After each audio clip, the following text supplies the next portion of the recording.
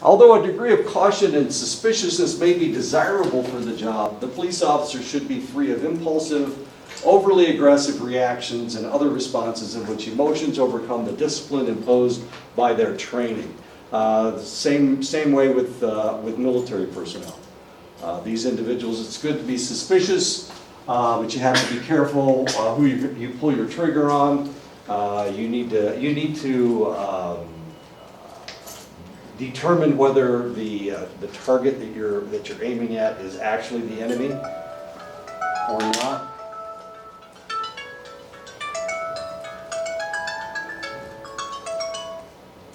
Be quiet. There we go. 413. Where is that? 413. Who's calling me? Somebody from 413. Carolina. No. Oh, it's probably my brother. He was just in a tornado. Officers should be committed to their jobs and not be inclined toward frequent lateness or absenteeism or have personal problems that interfere with this commitment.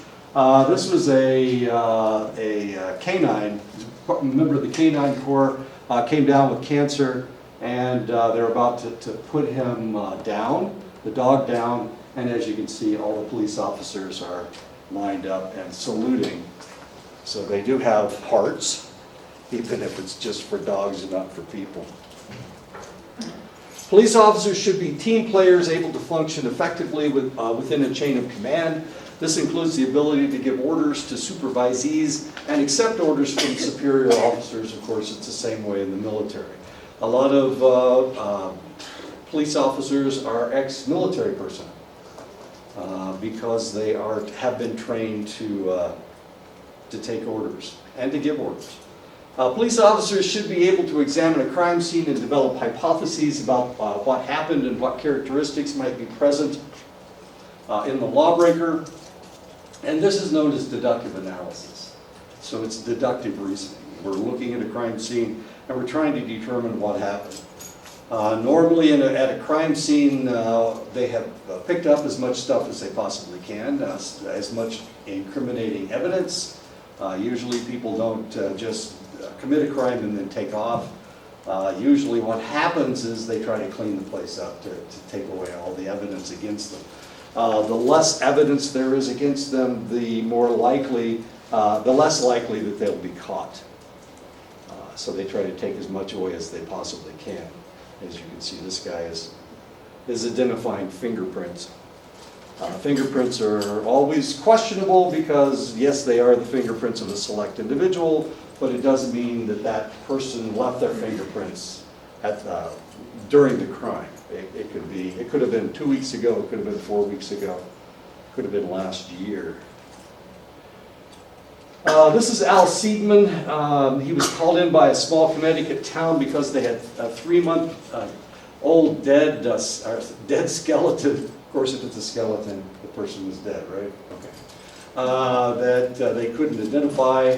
And Seidman said, "We'll look at their teeth. Is there any dental work?" He determined that if they had no dental work, then either they didn't have any money to have the dental work done, and they had no union insurance. It was a union town. This is Connecticut. Connecticut's a union state. So if you're working, you're a member of a union. If you're a member of a union, you've got dental care, and so that's what he said. The individual that they were talking about did not have any dental work, so he determined that they were non-unionized. They probably worked at low-paying jobs. I mean, all they had was a skeleton. They had no idea what this guy looked like. So they assumed that he was making enough money to stay off of Medicaid, but he wasn't a union man because he didn't have any dental work done. They said, and then he said, "Look, what we need to do is we need to determine if there's a missing persons report."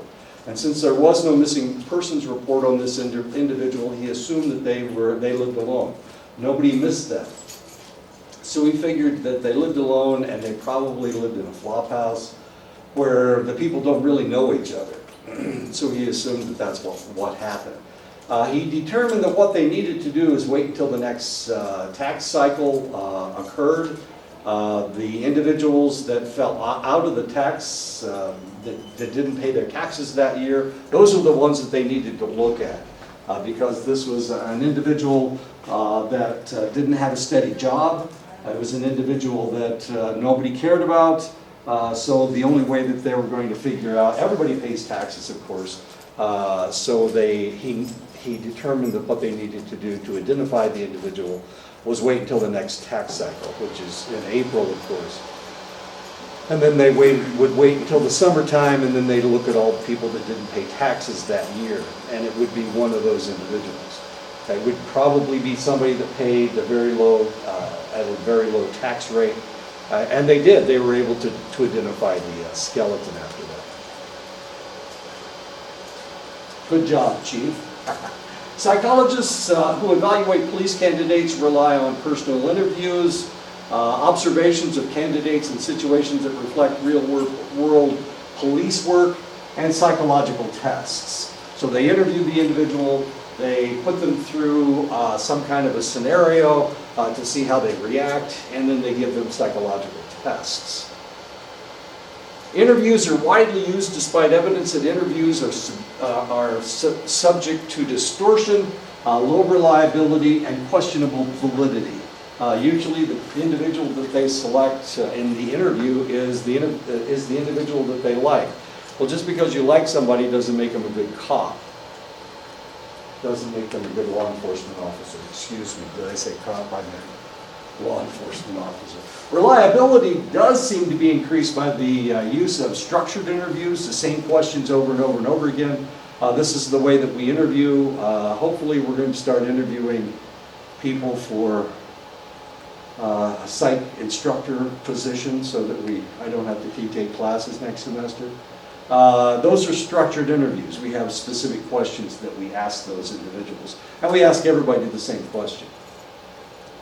Those in which the wording and order and content of the interview are standardized, that's a structured interview. Oops, situational tests, foot patrol observation tests, use tasks similar to those done by officers on the job. They want to see how you react to a select situation. They are designed to predict performance in the academy and on the job. These tests are currently out of favor in part because they are time-consuming and they're expensive. And you can underline expensive. They are time-consuming. That's not really the problem. The problem is that they're expensive. Nobody wants to spend money. Everybody's trying to save bucks. We live in a world where nobody wants to shell out any cash. Municipalities are under the gun. They're not making enough money. Or maybe it's the mayor's making too much money and now they don't have any money to do these expensive tests. It's really quite unfortunate. But I mean, what do we get? We get bad policemen. And then the policeman shoots somebody and then they get sued and now they've got even less money. Current situational aspects of screening are more focused, involving tasks such as report writing. If you talk to any policeman, does anybody know any cops? Ask them about what's the most horrible thing that they have to do. You know what they'll tell you? It's all that paperwork. If he ever discharges his weapon, he's got to fill out form after form after form after form. I can ask you one. Oh, that's okay. That's okay. I know he's going to say the paperwork. Everybody hates the paperwork. In the old days, of course, you had to put it was in a typewriter. Now you have forms online, so it's a little bit easier to fill out your forms. But sometimes the best cops are the ones that fill out the forms the best. Well, that doesn't make them a really good cop. It just makes them a really good paper pusher. But of course, policemen don't want to be paper pushers. They want to be out on the street, you know, serving the people, doing what they're supposed to do. Many standardized psychological tests have good reliability. Thank you, the psychology departments, for coming up with these wonderful tests. Two types of tests are included in most selection batteries. Tests of cognitive or intellectual ability and tests of personality traits, integrity or emotional stability. This is really what we're looking for We want to make sure that they have the intellect to be able to be a policeman, but we also need to make sure that they're not going to start wailing away on somebody if they stop them and the person spits in their face or whatever. Nobody likes being spit on. But the reality is you can't you really shouldn't beat somebody to death just because they spit on you. Maybe in the Old West you could beat somebody to death if they spit on you, but in this day and age you can't really do that. You shouldn't be able to do that. And of course, they've got all the power. Potentially they've got the individual in custody, so they're handcuffed. So it's not really a fair fight. I was working at a hospital, and one of my workers got arrested for speeding. He was drunk anyway, but he was arrested for speeding. They didn't pick him up for DUI, they arrested him for speeding. He was gay. And he was fairly obviously gay. He was he was fairly effeminate.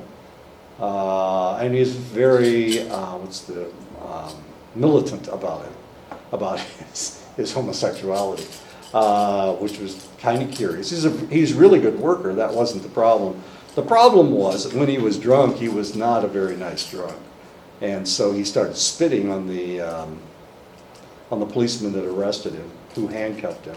And then this is in the 80s, during the AIDS epidemic.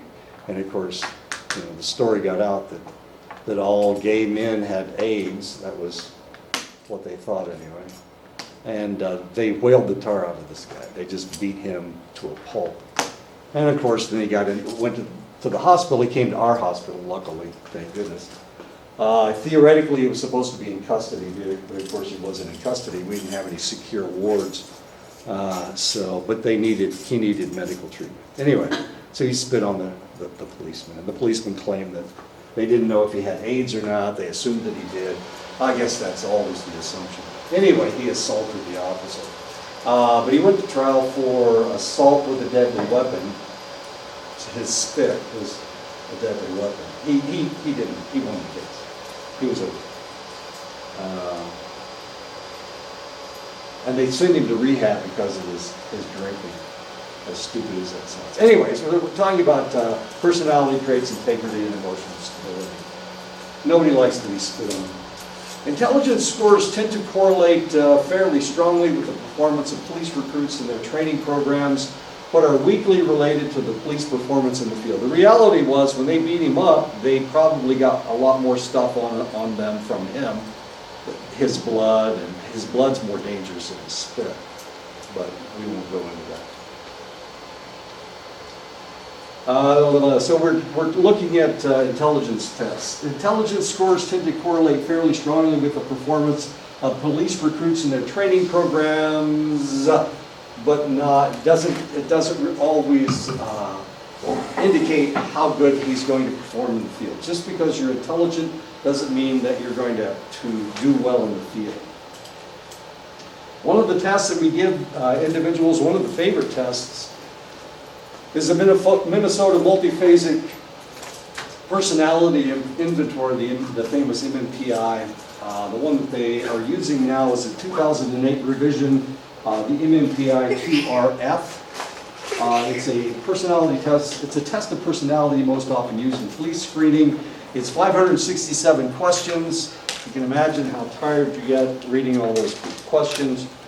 Wait a minute. All right, I got a list of all the things. They give you scores for everything. It's really kind of cool. So you answer 50 questions that deal with one thing, with hypochondriasis and whatnot. So hypochondriasis is one of the things. Depression is another one. Hysteria, how overly excited you get. Psychopathic deviance, which you might see in police officers. Masculinity, femininity issues, paranoia.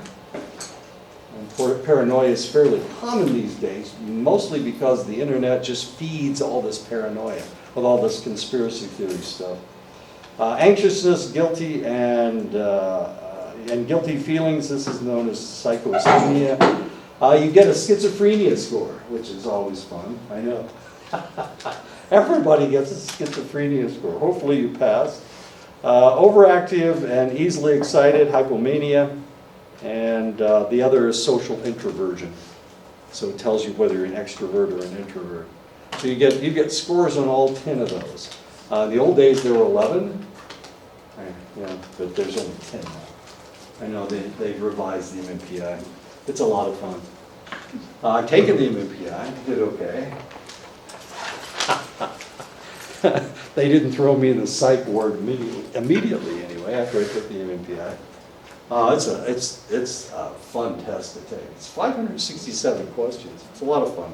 My dad has to take these tests and he administers it or something. Mhm. He told me, he's like, you won't believe how many people fail this test. Like, he said some of the questions are, have you ever thought about killing somebody? People say yes, Yes, and they're of like, course they just say no. He gets frustrated by it. Of course they say yes. I'd kill that guy. Came too close to me. One personality test developed specifically to identify psychologically unsuitable law enforcement candidates is the In-Wall Personality Inventory. It can predict poor job performance better than traditional tests of personality and psychopathology such as the MMPI and its revisions. The MMPI, the problem with the MMPI is that it finds problems easily. So everybody has a problem. I mean, everybody gets a score. You get a score for schizophrenia, you get a score for pathological deviance. You get all these really strange scores. So you're going to be borderline in some of them, you're going to be negative in others, but you may be positive in schizophrenia or whatever. Paranoia is not, you really don't want a paranoid policeman. He'll pull the trigger too readily because he thinks that everybody's out to get him. So the paranoid score is really the one that they're looking for. That and hypomania and parasthenia. Studying predictive validity.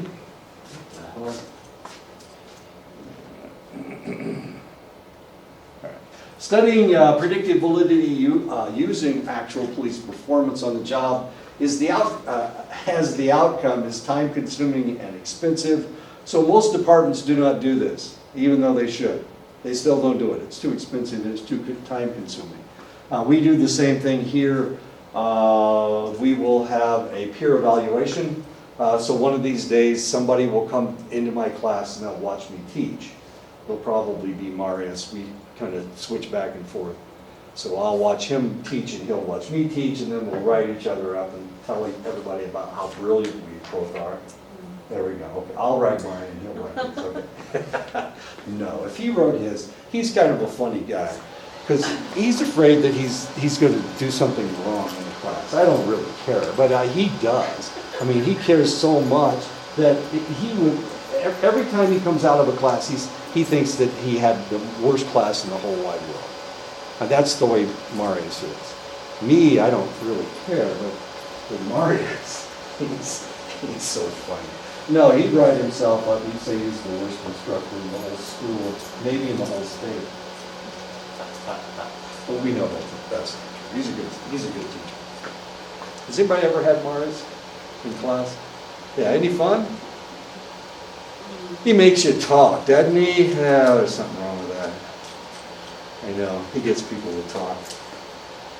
He wants you to be as passionate about history as he is. That's true. Well, that's the reason we're friends, is because I agree with him. I think history is really, really important. If you don't know what happened in the past, then it doesn't really matter what's going to happen in your lifetime.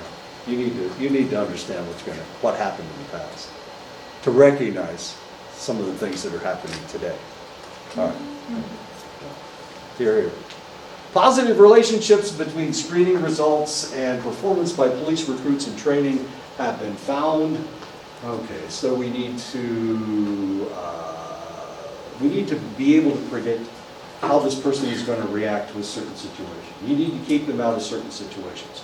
Just like as a counselor, if I have a problem, of course I've been married 3 times, If I have a problem with individuals that aren't very good parents, like my first wife was, then you don't want to send me to a domestic violence scene where the mother is a crackhead who doesn't take care of her children, because I would be very negative about her probability of taking care of her own kids. I'd probably pull the kids out of the house, or just take her to jail and then pull the kids out of the house. I might not be very objective. So that's known as predictive validity.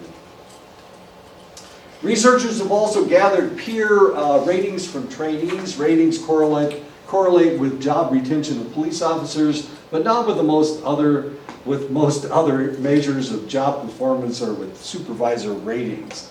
Validity studies have problems. For example, respondents try to fake good. They want to look better than they actually are. They're not telling you the truth. Anytime it's a self-disclosure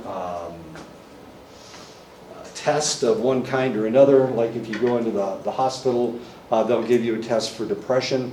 One of the questions that they always ask you is, now they do, they ask you if you feel like killing yourself, and I mean, even somebody that wants to kill themselves is not going to say yes. Okay. So there's not a lot of self-disclosure taking place, unfortunately. If they do say yes, it's because they don't want to kill themselves. They want you to do something about it. If they say yes, of course, you send them to mental health after that. And then they put them on suicide watch, so they're not going to be able to kill themselves. So if they really do want to kill themselves, they'll say no, which doesn't help at all, because if they don't want to kill themselves, they'll also say no. So we never get a yes answer. But they have to ask that question. Every time I go in to see the doctor, no matter what it's for, they always ask me if I feel like I would like to end my life. Maybe they're suggesting something. Come on, come on, you want to do it, don't you? Come on, come on. How far back did you look in my records? Can you hint me? Nobody likes you, why don't you just kill yourself? They rarely say that. As a result of a life-threatening incident or other indicators that an officer is psychologically impaired, police administrators can order an officer to undergo an evaluation of fitness to continue performing his or her duties. A lot of police officers commit suicide. After they make a mistake, then they commit suicide, unfortunately. The group that commits suicide more than anybody else, dentists, of course. Can you imagine digging around in people's mouths all day long? How depressing it is. It stinks. And number two are psychologists. So it's psychologists who take on other people's problems. That's why you have to be tough as nails and mean as a snake. So I thought the reason that you were to become a psychologist is to find out what's wrong with yourself. That is, yeah, exactly. That's a good point. And if you were already thinking of killing yourself. So. Oh, okay, well now I'm sure. Yeah, there we go. Now it works. Two different models of fitness for duty evaluations. Departments use the same psychologist to perform the evaluation and to provide treatment. The psychologist who evaluates does not provide treatment. This avoids an ethical conflict between keeping the therapy confidential and disclosing an officer's psychological functioning to supervisors. This is kind of an interesting picture. This lady almost lost her job. She was a really good cop. Her evaluations were stellar. That wasn't the problem. In her private life, she was a dominatrix. Does everybody know what a dominatrix is? Is there anybody that doesn't know what a dominatrix is? Okay. She was a dominatrix in her other life, in her civilian life. And people found out, she was online, and people found out that she was a dominatrix, so they tried to get her fired from the force. And then, why? They were afraid that she might come across one of her clients and do something negative to that client because that's, it's like she's got two brains, right? Half of her brain is a dominatrix and the other half is a police person. So she would have switched at that point and, stood on his neck or something, whatever. As strange as that may seem. Anyway, she won her case. Don't worry, she won her case. And she hasn't killed any of her ex-clients or anything. Police Academy lasts for 14 to 24 weeks. It's 40 hours a week. So it's 8 hours a day. That's what Police Academy is. Many departments require some college education, which is kind of good, especially if they take a sociology or a psychology class so that they understand themselves a little bit. Maybe just a little bit. Or at least they think about it. Two types of criticism of police training programs are common. One, after rigorous selection procedures, few trainees fail the training. For example, perhaps graduating is too easy. One study found that almost 25% of officers leave their jobs within the first 16 months. Very common for police officers to quit. Realize this isn't what I want to do. It's too mundane. I hate stopping people for speeding. I want to let everybody go. And they can, of course, because they have a quota that they have to fill. And they don't like that kind of thing.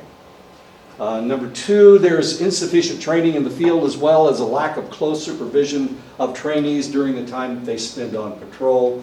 Of course, they usually put a veteran police officer with a rookie, and of course, that's how the training takes place. Hopefully, that's how the training takes place.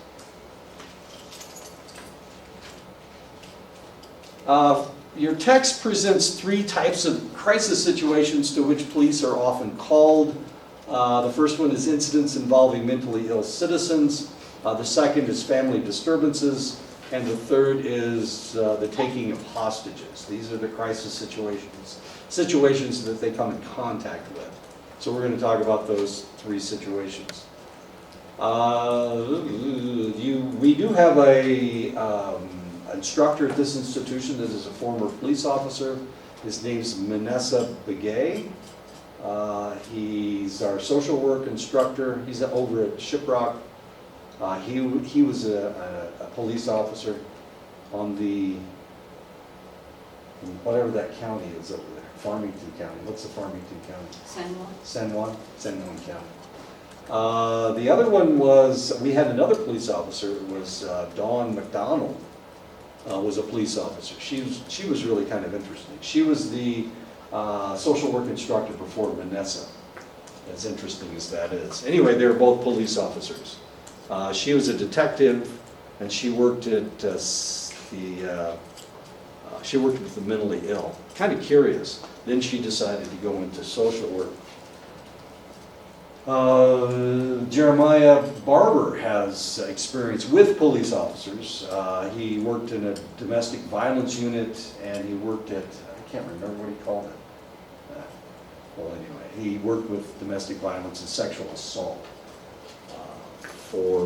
He worked as a consultant with the police department. So he knows a lot of police officers.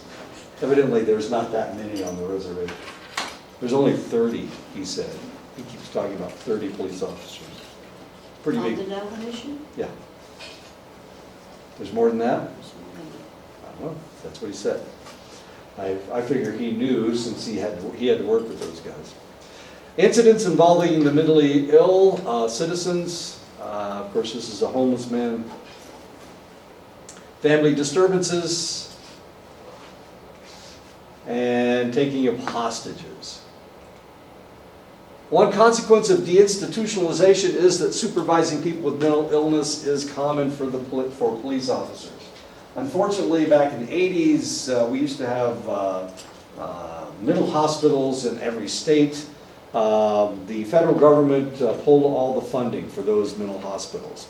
Most states have closed their mental hospitals. But once upon a time, every state had a mental hospital. And sometimes they were fairly large. The one in Oklahoma was like 25 acres or something. It was huge. So some states had a lot of individuals that were suffering from mental illness, and they were being controlled or they were being taken care of by the state. Of course, the federal government was giving money. And then Ronald Reagan decided he wanted to save all that money and put it into something else. I have no idea what he put it into. Anyway, so he closed all the mental hospitals. He pulled all the funding for all those mental hospitals. So what happened to all the people in the mental hospitals? Well, they put them out on the street. There was no place else to send them. And either they became homeless or something else happened to them. A lot of them died, strangely enough. Of course, we ignored that. Police are reluctant to arrest the mentally ill or to require their emergency hospitalization unless their behavior presents an obvious danger to themselves or to others. So the reality is you can act as weird as you really want to, as long as you're not a danger to yourself or somebody else. They're not going to do anything about it.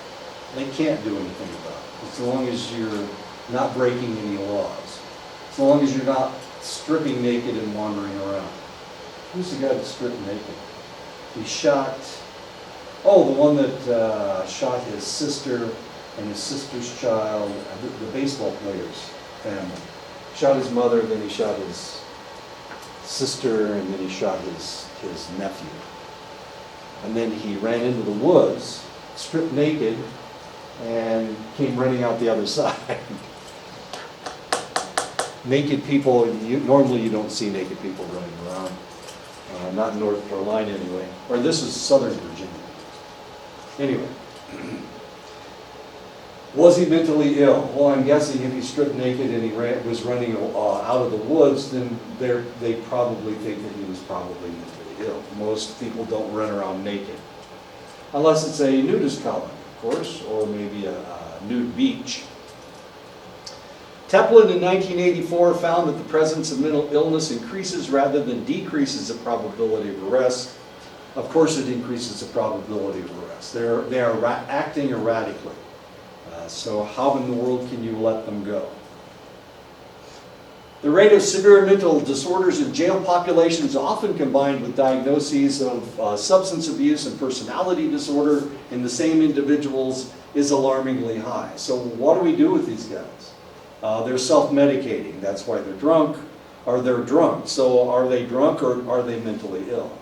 One of the things we know about people that are alcoholics is that there's actually a relatively large proportion of those individuals who are clinically depressed, and that's why they're drinking. Drinking makes you feel like you're not depressed anymore in the beginning, but then later on, of course, the first couple drinks makes you feel less depressed, but after that, of course, it's all bets are off as far as the feeling like you're drunk or feeling like you're depressed. One estimate of the prevalence of individuals with severe mental illness in jails is 14.5% for male inmates and 31% for female inmates. Now, why in the world is it twice as high for females as it is for males? Why is that? Why are there so many crazy women out there in jails? What's going on? What's going on? And why aren't there more crazy men? Are there fewer crazy men than there are crazy women? It's the men that make women crazy. I don't think that's it's not gonna work. I mean, you've got to figure out why we're arresting all these crazy women, these women with mental illnesses. Now, why are there so many women in jail with mental illnesses? First of all, there's a lot more men that are arrested. Tons. It's like 85% of all the people in jail are male. So we've got a lot of people that are in jail for all kinds of interesting things. Usually it has to do with violence.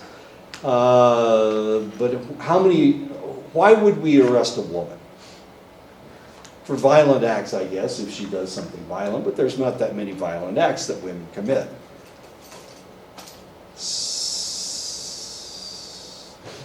So men are more violent. That's why there are a lot more men in jail. So potentially you have exactly the same number of mentally ill individuals but it's just a lower percentage because there's so many more people that are being arrested for drunk driving and all kinds of stupid things, being violent, robbery, murder.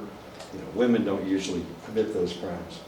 We look at all the serial killers that we've seen, all the mass murderers that we've seen. How many women mass murderers have we seen? One. All those mass killings, there's only one woman that has done something, and it was a lady up in the Northeast, pulled out a gun and started shooting people. But men, it happens like every third day. We've got a serial killer that's blasting away people with an AK-47 or Glock 12 or whatever. Police differ in their level of mental health training that they receive.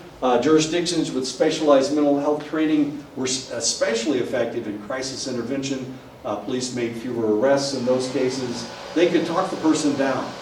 Usually a policeman is paranoid. He's paranoid to some extent, and as well he should be, because there's always a possibility of violence. He is looking for violence, and the mentally ill individual can identify that. The fact that he is waiting for them to do something stupid, waiting for them to be violent. So the police officer is more likely to try to arrest or have to arrest this individual, because he's going to act the way he's supposed to act, the way the police officer is indicating he's supposed to act. He's going to act violently. Many police departments around the country now have a crisis intervention team. It's usually based on the Memphis model. Memphis had a really serious problem with alcoholism. They had a really serious problem with the mentally ill. It's relatively warm there. It's right at the top of the Delta, the Mississippi Delta. So they had a lot of individuals would migrate in that direction. If you live in Mississippi, then there's a lot of racism in Mississippi. So if you're African American, you want to move someplace where it's a little bit nicer, it's a little bit healthier. So a lot of African Americans move from the Delta, will move up to Memphis. And they were getting all the mentally ill African Americans in Memphis. So they came up with this Memphis model of dealing, how do we deal with all these people? Our jail is full all the time. How do we deal with the mentally ill and not have to incarcerate them?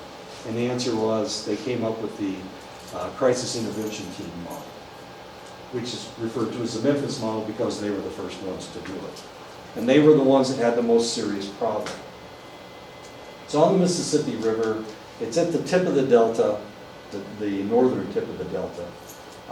And they were a focal point for all the people coming into that area.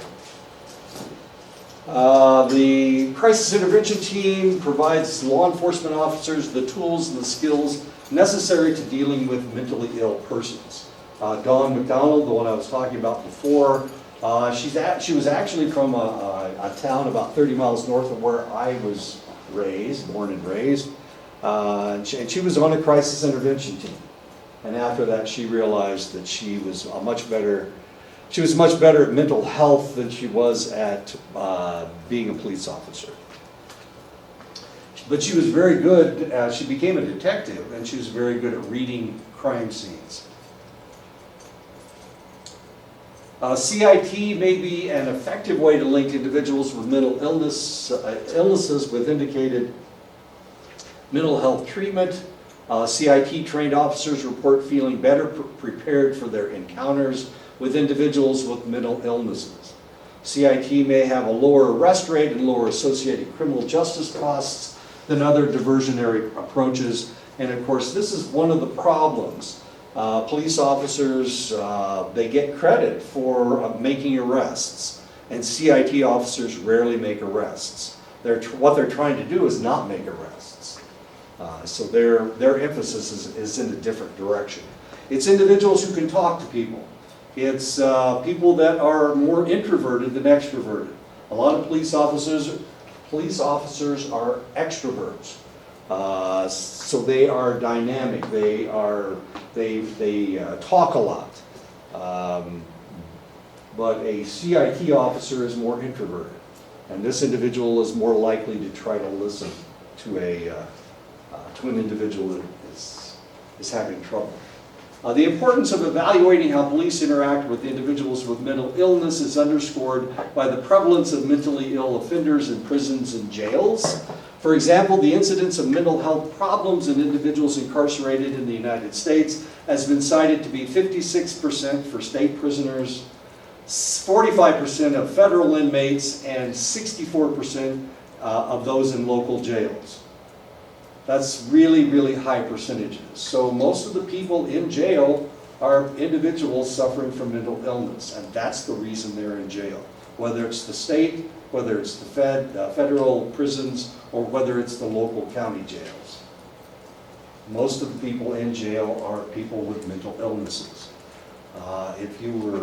This happened the other day at Bosch's. I was there and they were picking up some of those derelicts that stand around and drink, I don't know. What do they call that stuff? When they take a bucket, a gallon of water, and they mix it with hairspray. What do they call that stuff? It's got a name. Ocean water, is that what they call it? I don't, yeah, ocean water or something like that. Yeah, they were telling me about it. I was going, really? They drink that stuff? Yeah, hairspray has a really high alcohol content. Anyway, they were rounding them up, and they had a police van, and they were picking them all up. I guess Bosch's had complained enough that. It's bad. Well, I haven't been. Nobody's tried to borrow money from me. Well, one guy did, but he was my neighbor. People haven't really hit me up for money at Bosch's like since last year. I don't know. Anyway, local jail. Okay. Let's arrest them all. Alternatives to incarceration. One possibility is the increase of the use of jail diversion programs. Recent research suggests that such diversion or other community-based services can be effective in providing needed services to individuals with severe mental illnesses. Once upon a time, of course, we just sent them to a mental hospital. That was back in the 80s, and that was back in the 70s. But of course, Ronald Reagan closed all those hospitals. And they have stayed closed. Some of the states have reopened their mental hospitals, but what was I looking up? Homeless. The states with the most homeless people. Texas, Massachusetts, New York, they have the most. The ones that have lost the most are Hawaii, California, what's another one? Anyway, yeah, there's homeless wandering around. Of course, a lot of the homeless people are mentally ill. Responding to family disturbances is one of the most dangerous activities that police perform. 61% of violent offenses are perpetrated by family members, neighbors, and others known to the victim. The reality is the probability somebody's going to come up and beat you on the head is not very high. The probability that a relative is going to come up and smack you a couple times is really relatively high. So the danger isn't the stranger danger, that's not the real problem. The problem are the people that you know, the people that you think that you love, or the people that you think love you. I have been stabbed and hit on the head and burned, but it was all by my ex-wife. I've never been attacked by anybody else. I was punched once with a beer bottle. Hit me right in the forehead with a 60-ounce beer bottle. Budweiser. I saw the label coming at me. Was it on your forehead? Yeah, he blindsided me. He was back here and he swung and hit me in the front of the head. But I didn't even see it. I didn't even see it coming. I mean, he came from way back here and hit me in the head. He was behind me when he hit me. Yeah. It was stupid. The beer bottle didn't break, and my head didn't break, thank goodness. But he didn't hit me that hard, I guess. Well, it was one of these kinds of things. If he'd hit me, he'd been able to hit me. So I could have seen him, then it would have been a different story. But he was moving in a different direction. That's the only person that's ever hit me other than I was stabbed by a friend of mine because I was trying to keep him from getting into a fight, and he wanted to, so he stabbed me in the stomach. Now that makes a lot of sense. He's a friend of mine. He was drunk. I wasn't. I'm not a drinker. Anyway, so. Did you file charges? Against my friend? No. No. This was when I was in the military. That's why crime is so high. If I filed charge, well, he was drunk. And he wanted, it's like a dog, you know, if you've got this wonderful dog, and it's the best dog in the whole wide world, and you try to keep him from getting in a fight, and so who does he bite? He bites you. He doesn't bite, you know, he wants to get in a fight with the other dog. I got bit in the back of the leg by my dog. Loved me, that dog loved me, and he just about took a chunk out of my leg. Anyway, this is my cousin. In 2013, he was killed in a domestic violence case. I think I've already told you about the case. He got a call that there was a woman in danger. It was a domestic violence situation. He was the first one to respond. At this time, they didn't have backup in Indianapolis, so people were cruising by themselves. So they weren't teamed up. So he was the first individual on the scene. He heard the woman screaming bloody murder, literally bloody murder inside the house. So he ran in to see if he could save the situation, pushed the door open. She was at the end of the hall. He started to go down to her to see what was wrong. The guy was behind the door with a shotgun, and he turned around just in time to get a blast in the chest. And it was a slug, so it blew his whole chest out. Anyway, people were really upset about it. Now, he claimed that he didn't know who the person was, but the lady said that he yelled that he was the police and he was coming in before he came in. So why was the guy behind the door? Well, it's not important. Anyway, the guy was, he's in jail for life now, and there was a big deal about Rod. Rod was a award-winning police officer. He was a resource officer at a school. The kids loved him. You know, you can see he's just a big teddy bear. We look a lot alike, don't we? No, he's the other side of the family. Many myths with regard to family violence. Myth 1, family violence is perpetrated only by men. As we're going to find out, that ain't true anywhere close to being true. Myth 2, family violence is confined to mentally disturbed or sick people. That's also not true.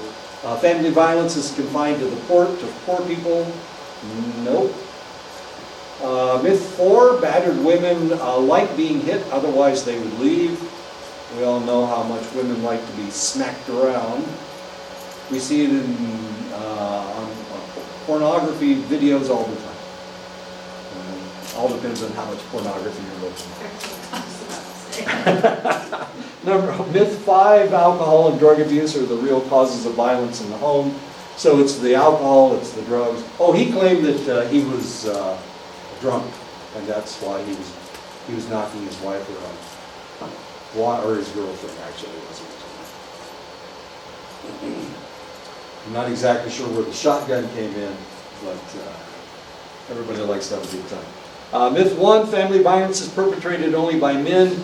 Statistics of domestic violence shows the rates of abuse are comparable for men and women. Women are just as violent as men are. I know men have more testosterone, but obviously if men are making women crazy, it's making them violent at the same time. There have been studies done, and it all depends on which studies you look at, but usually they're really close to exactly the same. Some studies show women are actually more violent than men are, that they are actually perpetrate violence more frequently than men do. Domestic violence prevention should be aimed at both men and women, because you never know who's the good guy and who's the bad guy. Some states will take somebody out of the home.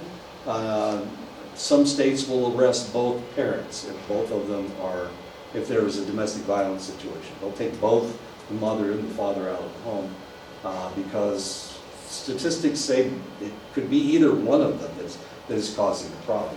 If you take the husband out of the home and there's children, and you always take the husband out of the home, the woman might start beating up on the kids.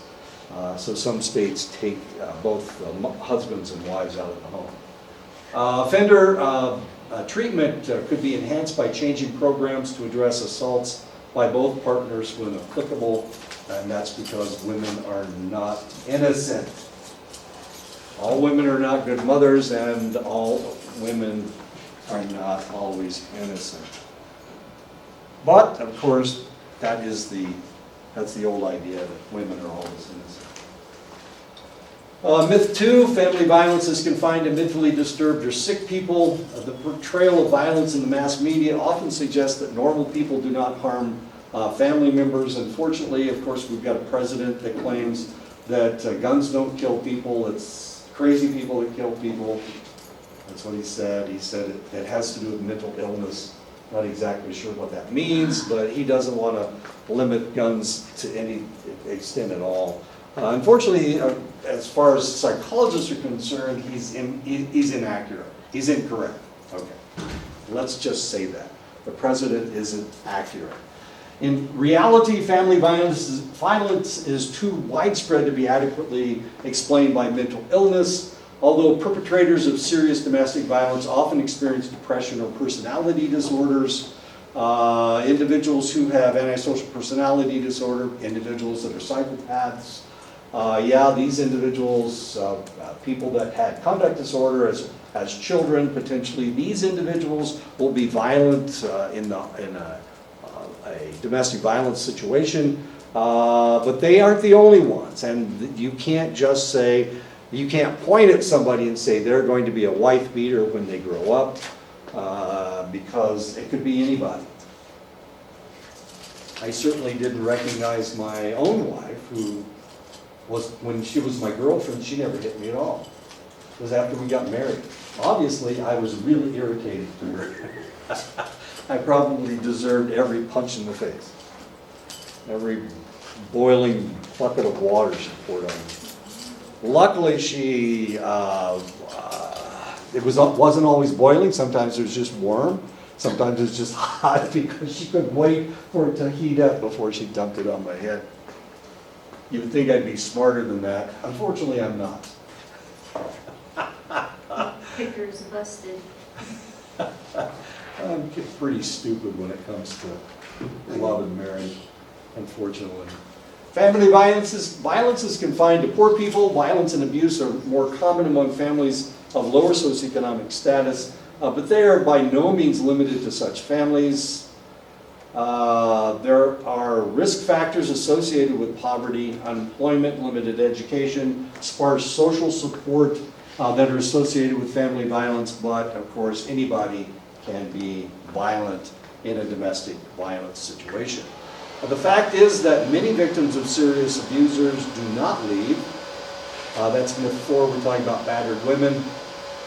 The common belief is that women who remain in violent relationships must somehow provoke, or enjoy the violence. Learned helplessness is an accepted explanation for this phenomenon. If you go to a domestic violence shelter, one of the things you'll discover is it takes a number of times before the lady will leave the home. It takes an average of 6 times before a woman will leave the home permanently. So it takes 6 incidences. By that time, she may have lost most of her teeth. My wife was working in a domestic violence home in Mississippi, and she came home one day and she said, you know, there's 15 women in there, and there's not 3 good teeth among all 15 of those women. They've all had their teeth knocked out by their significant others. They find that attractive. Anyway, so women do not leave. They think that it's going to get better. In my own situation, I certainly didn't leave my wife. Our relationship actually didn't start suffering until I was afraid she was going to start getting kids. That's when it got bad. Usually I could take it. I can get punched in the face. It's not that bad. I've been hit before. I've been hit by my friends. You know, when they're a little bit drunk, swing on you? You're drunk, but your wife was sober, right? Well, yeah, but she's drunk with passion. With anger. I mean, anybody can rationalize this type of behavior. It doesn't have to happen again, and she always said it was never going to happen again. It did, but she said it never would. It was when she hit around the corner and hit me with a baseball bat. That was a little weird. My wife, okay, I married my wife, I was a sophomore in college, and she was from a factory family. And she wanted me to quit school and go into the factory because I could make more money. Well, I could make money, and I wasn't making any money at the time. So she was angry because I didn't quit school and go into the factory. Factory is good paying job, and her father could have gotten me a job. She said that over and over and over and over and over and over again. So she was pretty frustrated with me. I'm rationalizing her behavior. Okay. Oh, good for me. Battered women like being hit, otherwise they would leave. And there we go. This is from a movie. I can't remember what movie it's from. Myth 5, alcohol and drug abuse are the real causes of violence in the home. This didn't have anything to do with my first wife. She didn't drink. She was too young. I married her when she was 17. No, she just turned 18. Most studies find a considerable relationship between drinking and violence. As many as half of the incidents of domestic violence in the past have involved alcohol or drugs.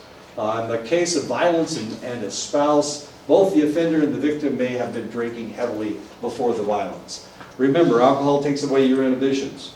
And since it takes away your inhibitions, people are more likely to have sex, but they're also more likely to be violent because their inhibitions are gone. So somebody who would not swing on somebody when they're sober might do so when they're drunk. And they use that as an excuse that they use. I wouldn't have done that if I hadn't been drinking. That's a very common statement. So what do we do? Send the person to rehab?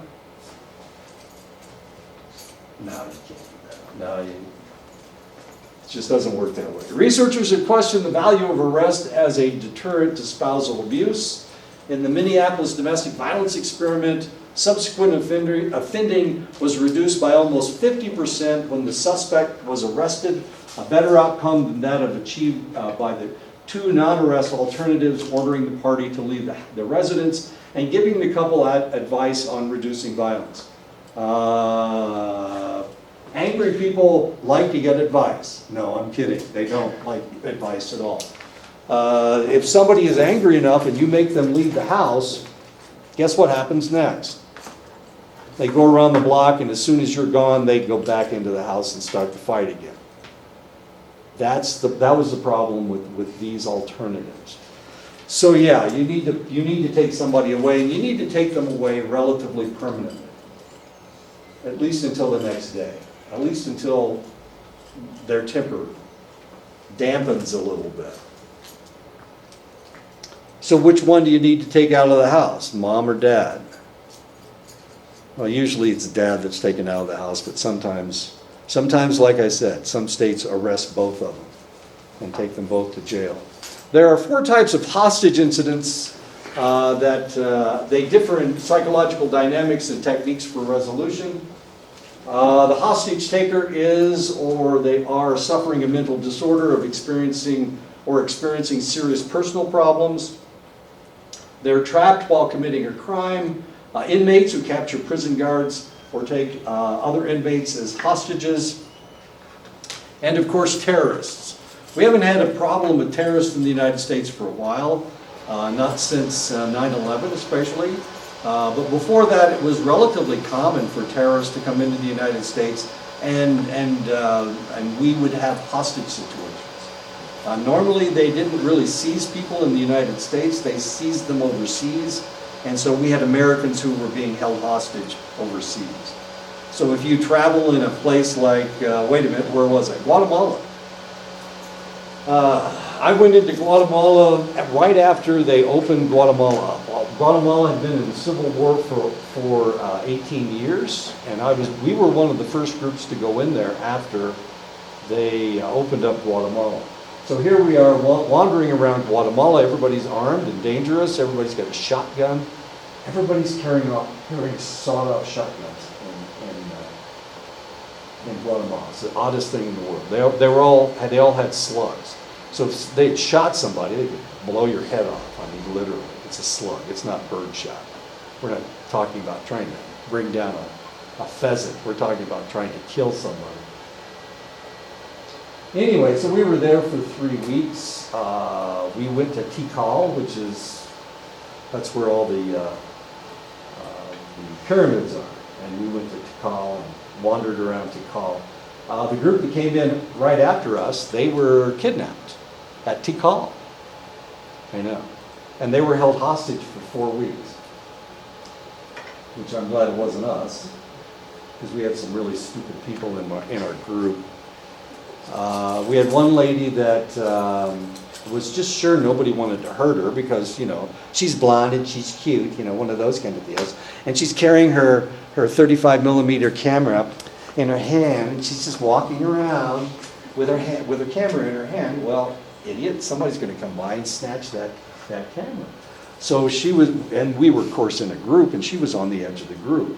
And I'm behind her, and I'm watching these kids, and they're making passes toward her. These little kids, well, they were teenagers, but they're making passes, and they're getting closer and closer to her camera. And so what I did was I moved right in behind her to her left, so that they had to go through me in order to get to her camera. And at that point, they all took off. Of course, they were going to steal her camera, and I told her, they're going to steal your camera, stupid. And you know what she said? Oh, no, it's fine, I've got it. The thing weighs 5 pounds. And she's got the strap wrapped around her wrist, so she thinks they can't snatch it out of her hand. And of course, why would they steal? This is Guatemala, where everybody's, native. They have black hair, and she's a blonde, so why in the world would they steal a camera from a blonde-headed lady? Anyway, we almost got attacked by thieves. We didn't. Anyway, nobody died. The hostage takers are terrorists, of course. This is what terrorists look like. They cover their faces and they capture you. Then they hold you for ransom, which would have been fun. We had to go to the State Department before in Guatemala City when we went to Guatemala, and they told us, look. This place has been in civil war for 18 months. There were right-wing and left-wing groups that were seizing people. They're still doing those kinds of things. We think you're going to be safe. We would suggest that you not come in. It was a Fulbright group. You know how Fulbright people are. They think nobody wants to hurt them because they're academics. Just like this idiot that's got a 35 millimeter camera. Anyway, so they told us that we probably shouldn't go out into the interior of Guatemala. Of course we did, like stupid people. Ran into one roadblock that was a roadblock set up by the right-wing group instead of the left-wing group. The left-wing group theoretically was more dangerous. The hostage takers are inmates who capture prison guards or take other inmates as hostages. The hostage taker is trapped while they're committing a crime, so they take a hostage. And the last one is the hostage takers are suffering a mental disorder or experiencing serious personal problems. I couldn't find a picture that fit that, so I just put this one in there. We need to stop filming. Okay, next time we'll talk. Oh, well, it looks like a nasty picture. It's not really. It's about the Stockholm Syndrome. We'll talk about that next.